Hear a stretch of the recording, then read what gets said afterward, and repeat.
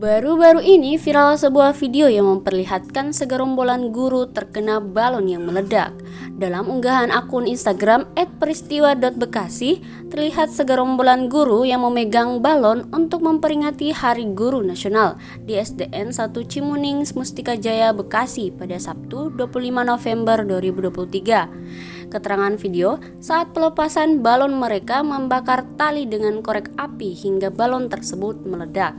Tampak guru yang terkena ledakan balon tersebut mendapatkan pertolongan pertama hingga dibawa ke rumah sakit terdekat.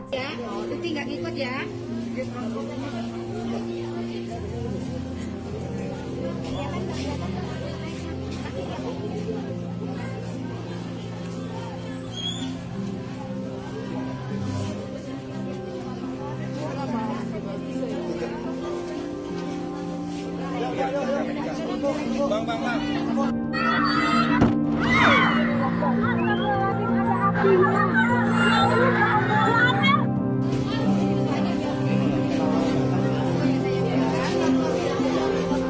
Bapak Yudi ya.